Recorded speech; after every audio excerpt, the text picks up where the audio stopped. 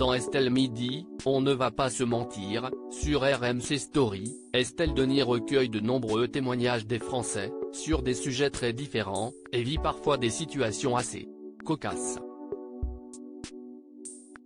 Ce mercredi 8 février, la journaliste abordait un sujet pour le moins épineux, l'infidélité.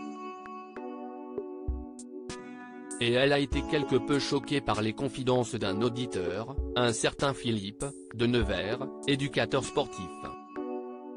« J'ai été infidèle toute ma vie », a-t-il confié de but en blanc.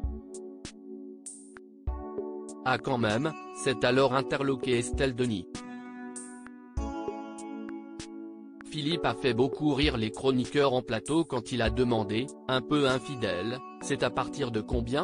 Cela a donné un ordre d'idée de la somme des tromperies de ce monsieur au cours de sa vie. Mais désormais, Philippe est fidèle. Avec sa nouvelle épouse, la troisième, dont il semble très amoureux, ils ont trouvé une solution pour ne pas aller voir ailleurs. Bien qu'infidèle, Philippe n'a jamais eu de culpabilité avant d'expliquer pourquoi et comment il était devenu fidèle. Philippe a raconté à Estelle ce qu'il avait fait subir à ses deux premières épouses. La première, on s'est rencontrés jeunes, j'étais athlète de haut niveau et j'ai eu beaucoup d'aventures. Je n'ai jamais eu de culpabilité mais par contre je ne lui disais rien, a-t-il expliqué. Et d'ajouter, j'ai divorcé, parce qu'elle l'a appris par quelqu'un d'autre. Quid de la deuxième femme de sa vie ? Je lui ai dit une fois que je suis tombé amoureux de celle qui est devenue ma femme actuellement. Estelle Denis a réagi à cette information.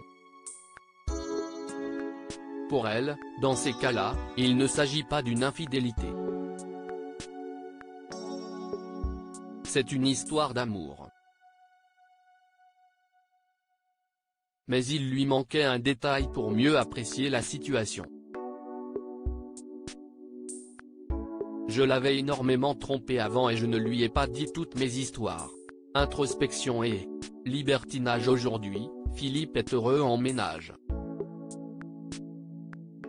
Et il est fidèle depuis 9 ans. Une éternité si l'on pense à son historique. On a trouvé une voie qui est le libertinage, a-t-il déclaré. En parallèle, Philippe a fait un travail sur lui et a consulté une psy pour mieux se comprendre. Se confier, communiquer, n'est-ce pas là la clé du bonheur ? Article écrit en collaboration avec 6 médias. Crédit photo, capture d'écran, RMC Story.